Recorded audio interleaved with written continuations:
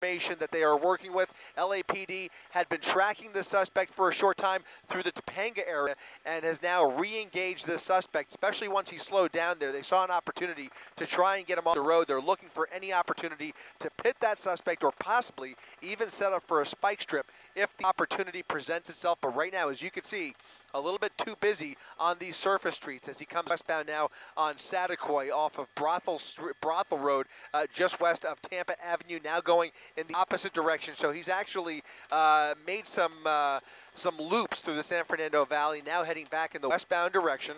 And you can see that cruiser coming up along that left rear fender looking for any possibility or to basically spin the suspect out of control. This is just a little bit too narrow of a street here, but you see just how close he's getting here, guys.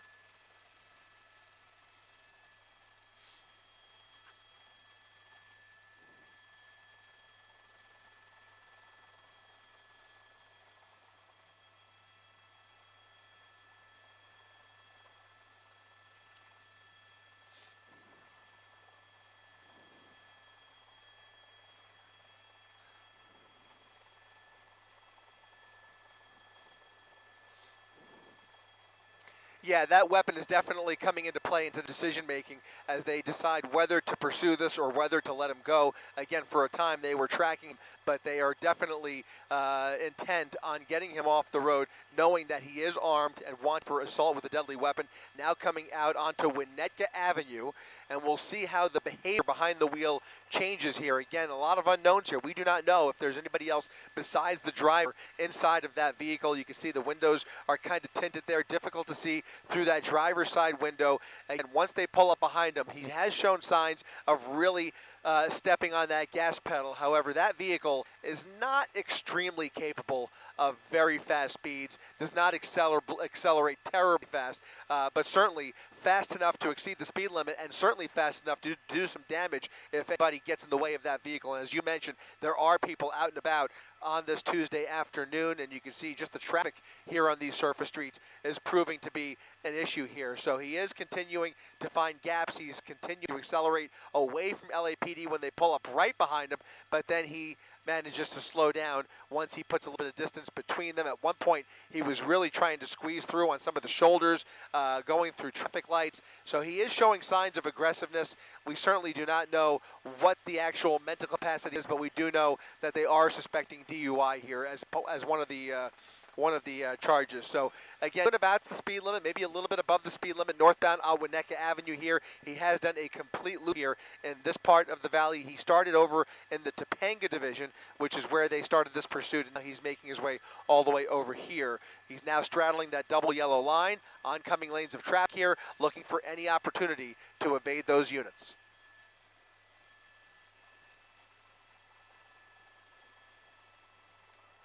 Oh, close call, close call.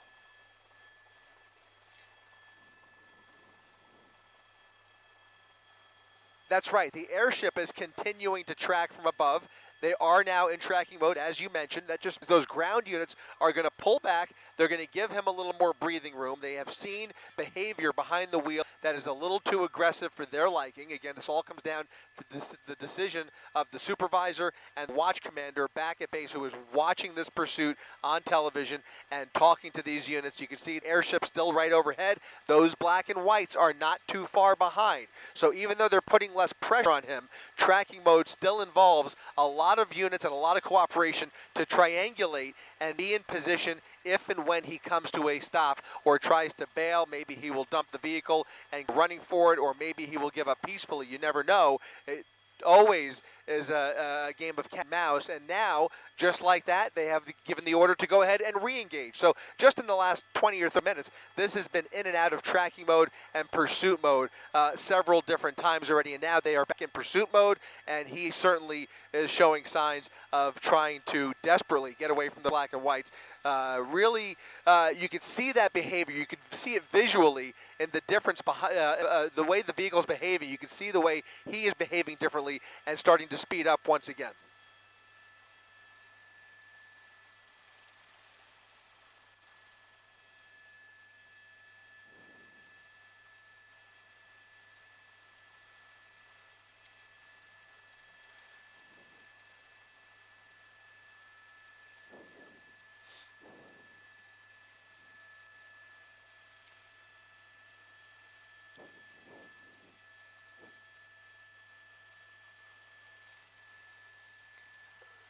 Yeah, this is the problem. Now, yeah, well, if there's any opportunity for a spike strip, they have already given the go-ahead for that spike attempt if they see it. However, the speeds here, look at him doing just a moment ago, about 70 miles per hour on Winnetka Avenue. Now he's slowing down. Here comes a possible pit attempt, but there is cross traffic here. There is oncoming traffic. This is not the best place for it, but there it goes. A live pit maneuver right there into oncoming lanes of traffic, a textbook pit maneuver. Now the suspect and that unit face to face, all three units coming to a stop. Officers with their guns drawn and the driver popping that door open. Let's be very careful with this shot. We are ready for anything, but if he pulls out any kind of a weapon, we will be zooming out very rapidly. You can see them pointing their guns at that driver, commanding him out of the vehicle after a textbook pit maneuver, activating that inertia switch, and flipping that car 180 degrees in the opposite direction, now ending up on the southbound side of Winnetka Avenue here in Chatsworth, where they are giving that driver very specific commands to step out of that vehicle.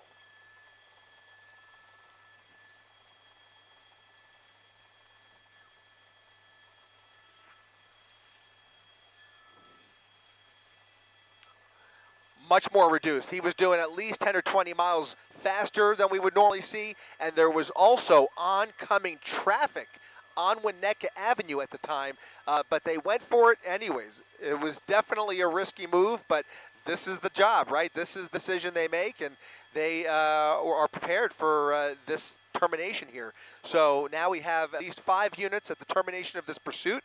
It does not appear as though he is cooperating fully just yet.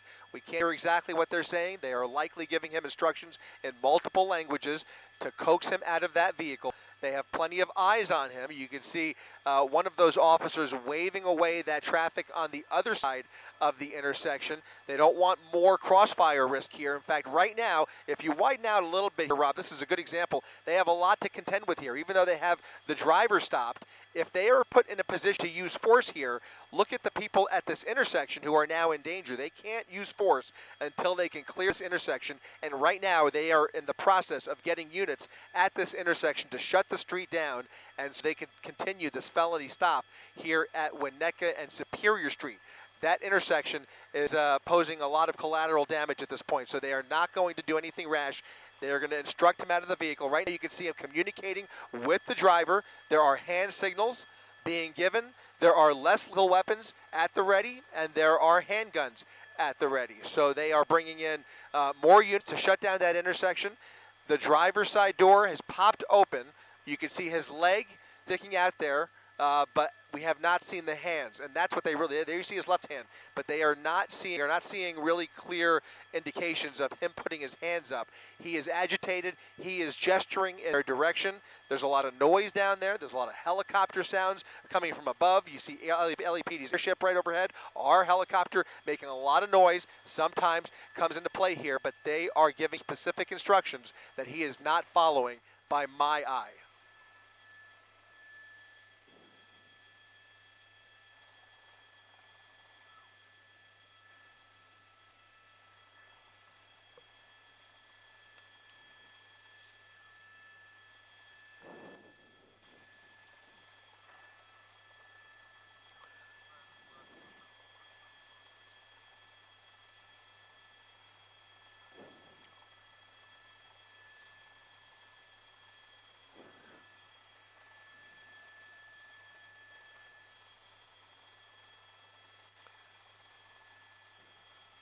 Unfortunately, the word that we're getting is that he is actually trying to start that car up once again. So he's actually doing the opposite of what they are instructing him to do. So this is a precarious situation. It is the most dangerous part of any police pursuit, the termination here, when you try and execute that stop and bring a suspect or suspects into custody.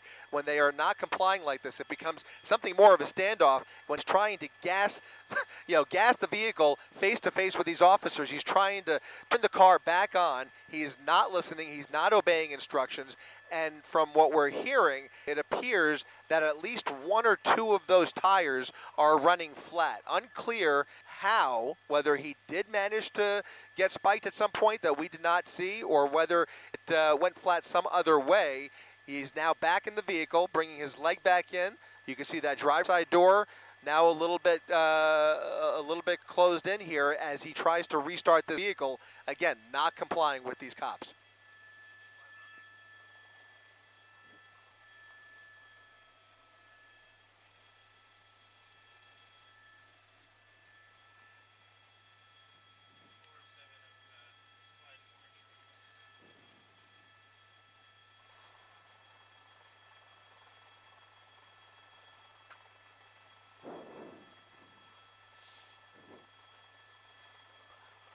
Unstable. Now putting it into reverse. Now putting it into reverse. Do they have the intersection shut down? Rob, still not shut down. Look at this. They have not been able to shut down that intersection. This pursuit may be back on here in just a second. Unbelievable. All that time, I thought for sure they would have somebody in position by now. But look at that. Look at all the damage there that he created during the course of this pursuit on the right side of the vehicle. This is the first time we're seeing the right side of the vehicle. You can see the undercarriage damage there, possibly 2 flat tires as he continues this pursuit now on Superior Street after backing up, getting back in the vehicle, turning it back on, and now pulling it into reverse, and now the pursuit continues once again. A kind of an astonishing sight here after that aggressive and daring pit maneuver, guys. To see this pursuit continuing again is shocking. It's actually shocking, if you ask me.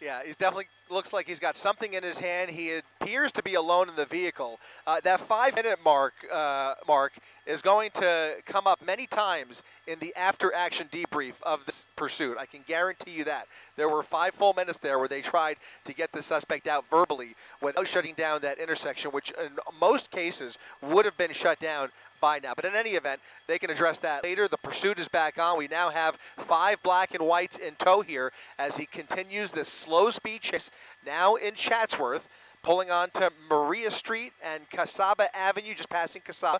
As he goes over that speed bump at a snail's pace, he understands that the vehicle is not behaving well. Apparently, 1 or 2 flat tires, and here comes a second pit attempt, a weak attempt at that. I don't know how he missed that. I don't know what's going on here, guys. This is very unusual to see LAPD in this position, but they have now swapped out primary units, a new unit taking over this pursuit as he continues at a snail's pace through this neighborhood here. Here comes pit attempt number 3.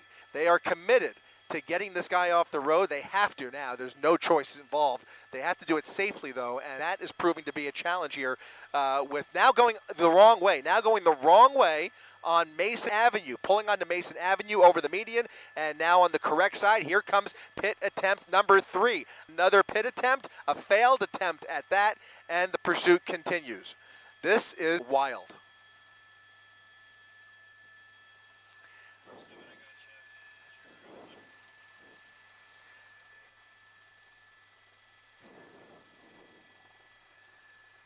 Every time.